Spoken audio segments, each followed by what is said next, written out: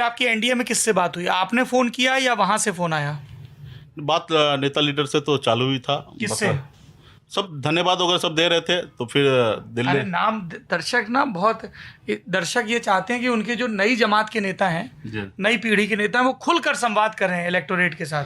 नहीं, ठीक है, लेकिन कुछ चीज़ें ऐसी चीज़ें हैं उसको सार्वजनिक करना उचित नहीं होगा। हाँ, लेकिन मेरा गृह मंत्री श्री अमित शाह जी से दिल्ली में मुलाकात हो रहा है, और फिर वहाँ पे ये प्रेस कॉन्फ्रेंस के बाद की हाँ, बात है। प्रेस कॉन्फ्रेंस के बाद बात ऐसा हुआ कि मुलाकात करना है और हमारे गठबंधन में आप आ सकते हैं।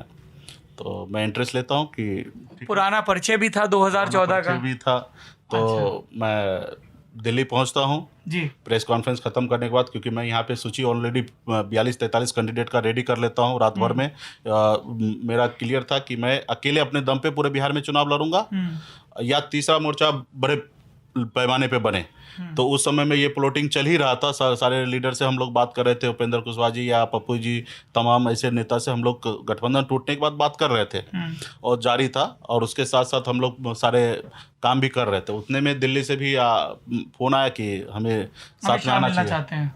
साथ में काम राजनीति करना चाहते, मिलना नहीं चाहते, ये तो दिल्ली जाके पता चला। फिर मैं दिल्ली जाता हूँ और बात होता है, तो गृह मंत्री साहब से मुलाकात होता है और उन सीट पे बात होता है। तो जो सीट लास्ट मोमेंट पे मेरे पास कोई ऑप्शन नहीं रहता है, तो वो अपने कोटे से 11 सीट और एक एमएलसी का उनका ऑफ़र होता है, और मुझे लगता है कि इस जगह पे हमें सर्वाइव के लिए हमें साथ आना चाहिए। ये भी कई लोग कह रहे हैं कि जो नेताजी तेजस्वी से 25 सीट पर भिड़ गए, अभी आपने कहा हमारी 42-43 की सूची थी, और फिर वो आखिरी में बीजेपी के साथ 11 पे राजी हो गए। नहीं, देखिए, वो तो 42 हम जब अकेले लड़ रहे हैं तो वो सूची हम बना रहे थे। हाँ। कि अकेले लड़ना है तो 243 सीट पे लड़ना है। जब हम वहाँ पे 25 की बात था, तो वो तो उन्होंने लास्ट मोमेंट पे खंजर भोंक दिया पीठ में। हमारे पास कोई ऑप्शन नहीं बचा, कोई विकल्प नहीं बचा। मैं तो धन्यवाद दूंगा माननीय देश के प्रधानमंत्री नरेंद्र मोदी जी को और गृह मंत्री अमित शाह जी को कि एक पिछड़ा का बेटा को लास्ट मोमेंट पे भी उन्होंने गले लगाया और इतना बड़ा सम्मान हमें 11 सीट दिया। ठीक है, हमारे लिए कम है, लेकिन ऐसे समय पे मैं मानूंगा कि बहुत ज़्यादा है। अच्छा, आप अभी नरेंद्र मोदी को धन्यवाद दे रहे हैं, लेकिन ठीक 1.25 साल पहले लोकसभा चुनाव में आप उन्हीं नरेंद्र मोदी को कोस रहे थे। जी जब हाँ, आप खगड़िया से चुनाव लड़ रहे थे। जी हाँ, उस समय में हम पॉलिटिकल पार्टी बनाए गठबंधन में। लालू जी की विचारधारा से हम प्रभावित होकर उनसे गठबंधन हम किए।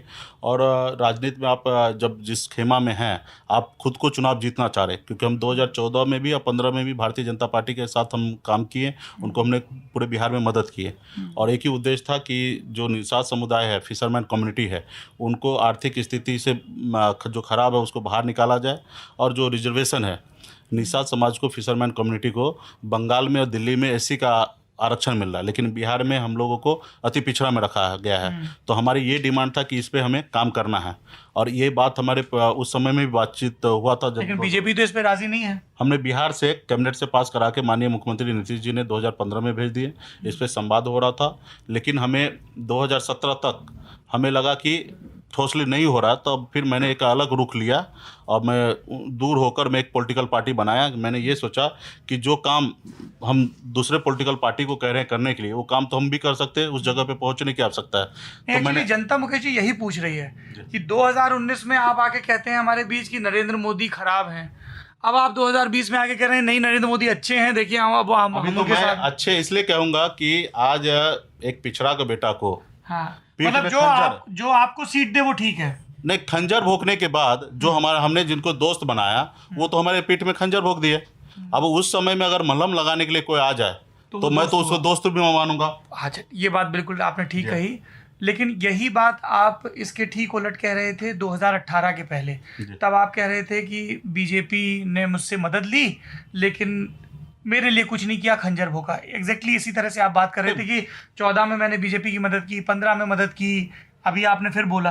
क्या हुआ था 14-15 में? आप ये बताइए। 14-15 में आपकी वहाँ पे 14-15 में कंपनी चल रही थी मुंबई में, जी। फिर पॉलिटिक्स में अचानक कैसे आना हुआ? मैं पॉलिटिक्स में आया, सामाजिक काम करते करते मैं निषाद सम्मेलन किया आपने? निषाद सम्मेलन किया 2014 में।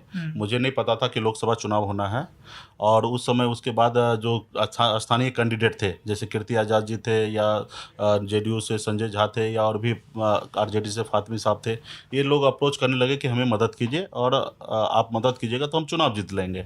तो उस समय मैंने कहा कि हमें, उस समय में देखा हमने बिहार में कि मोदी जी के बारे में अति पिछड़ा का बेटा है और देश में का विकल्प देने के लिए कर रहे हैं। उस समय में 2G बहुत सारा अलग अलग स्कैम नज़र आ रहा था, जबकि राजनीति से मुझे उतना ज़्यादा इंटरेस्ट नहीं था। अच्छा। तो लेकिन मैं देखा कि चलो एक देश में एक अच्छी सरकार बनाने के लिए मोदी जी हैं, और बहुत अच्छा प्रचार वगैरह सब हो रहा था। तो हमने भारतीय जनता पार्टी को मदद करने के लिए मैंने निर्णय लिया, और उस समय में हमने बात रखा था कि ये चीज़ें पे आपको काम करना है, कि फिशरमैन को आपको आरक्षण देना है। दूसरा जो किससे बात हुई थी आपकी ये सब? उस समय में प्रदेश अध्यक्ष मंगल पांडे जी थे, बिहार प्रदेश के अध्यक्ष, उनसे बातचीत हुआ जो था। अभी स्वास्थ्य मंत्री हैं। अभी स्वास्थ्य मंत्री है। हाँ। तो आरक्षण दिलाना है, बिहार को विशेष राज्य का दर्जा दिलाना है, और आपको लगता है कि मंगल पांडे इस तरह की पॉलिटिकल प्रॉमिस करने की पोजीशन में थे? मुझे इतना आइडिया नहीं था उस समय में। अच्छा। उस समय में राजनीति का उतना मुझे ये नहीं था। हमें और लगा निषाद कि सम्मेलन का आइडिया कहाँ से आया? क्योंकि everybody said that it's a political move. एक मुंबई में दरभंगा का लड़का है, एक बड़ा एंटरप्रेन्योर बन गया, फिल्म इंडस्ट्री में नाम बन गया, फिर वो ऑल ऑफ अ सडन आते हैं और एक बड़ा सम्मेलन कर रहे हैं जिसमें खूब जुटान मैं होता है। पहली बार मुंबई में जब मैं पहुंच गया, उसके बाद 9 साल तक मैं बिहार नहीं आया। सिर्फ एक बार मैं बिहार आया था मेरे मैरिज के लिए, उसके अलावा मैं बिहार नहीं आ रहा था। मैं छठ पूजा के लिए मैं बिहार आता हूँ 2009 में, और फिर जब 9 में मैं बिहार आता हूँ तो लोगों से मैं काफ़ी कनेक्ट होता हूँ। मुझे अच्छा लगता है, लोगों का सम्मान मिलता है, सहयोग मिल रहा है, आशीर्वाद मिल रहा है, अपनापन का एहसास होने लगता है, तो मुझे काफ़ी अच्छा लगता है।